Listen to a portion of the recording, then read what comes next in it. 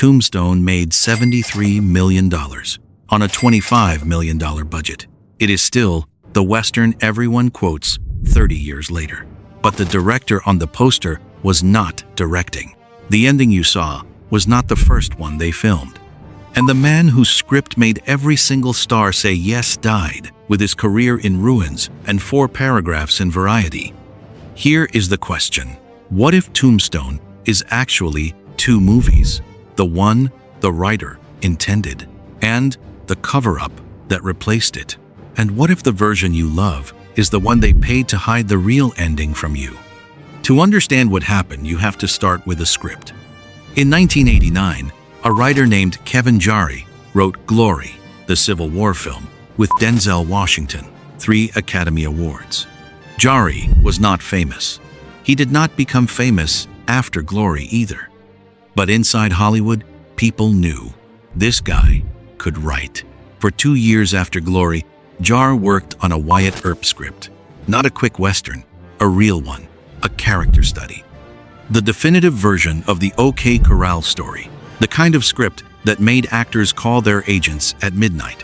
When it was done, every major name in Hollywood wanted in. Kurt Russell, Val Kilmer, Sam Elliott, Bill Paxton, Michael Biehn, Powers Booth, Charlton Heston.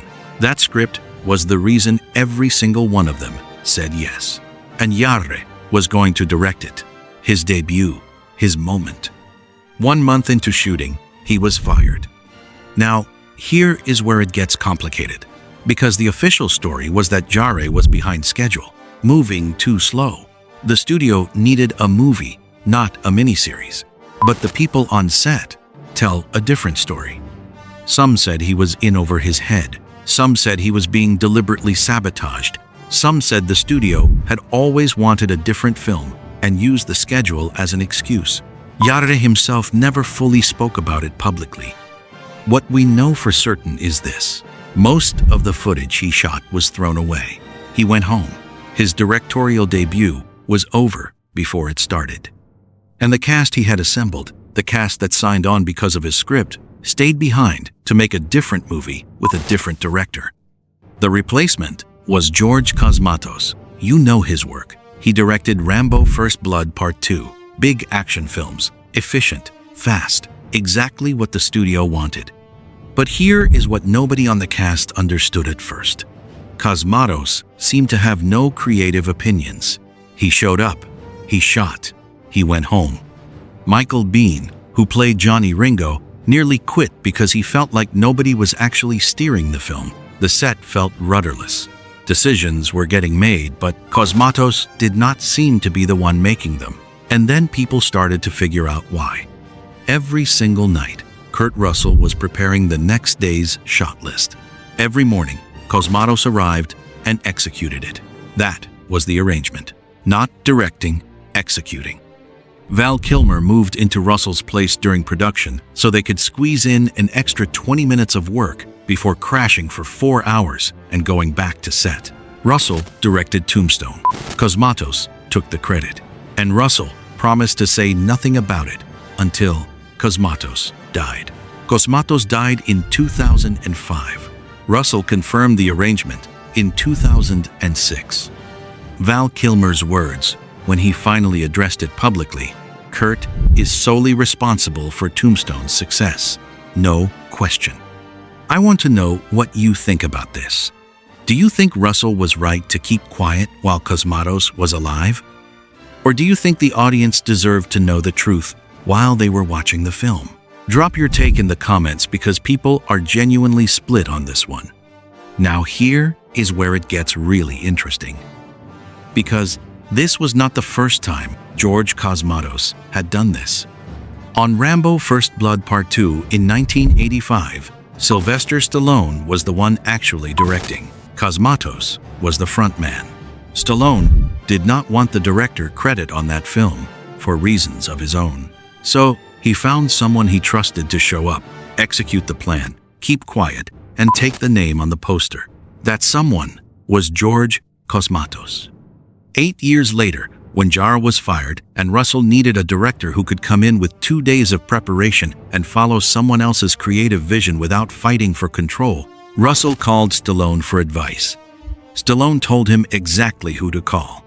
The same man served as a professional ghost director on both films. On both films, a star was the real creative force.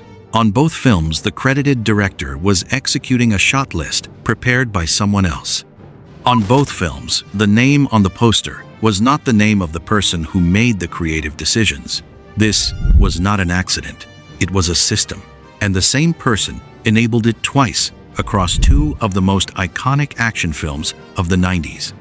But the deeper connection goes further than Cosmatos. Kevin Jarre did not just write Tombstone. He also wrote the story for Rambo: First Blood Part 2.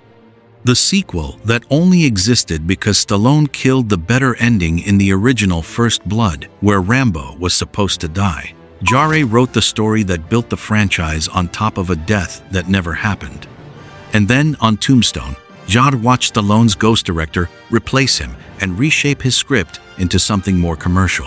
The same pattern, the deeper ending buried, the action version substituted, the honest version gone. Kevin Jarre wrote the story for Rambo 2. He wrote and tried to direct Tombstone. Both times his deeper vision was overridden by the same machine. Both times George Cosmatos was the instrument. Both times the audience got a great film that was not the film the writer intended. Jarre spent the rest of his career as an uncredited script doctor, fixing other people's movies in the dark. His name appeared on nothing major after Tombstone. He died on April 3rd, 2011. He was 56 years old. Now we get to the ending, the part they actually changed. The Tombstone you know ends warmly. Wyatt and Josephine together. A new life. Narration over images. Hope. The kind of ending that sends you out of the theater feeling like something was resolved. That is not the ending they filmed first. The original cut ended with Wyatt walking away alone. No hospital scene. No snow. No Josephine. No closure. Just a man who had buried his brothers and killed half a county and was now standing at the edge of something with nothing behind him.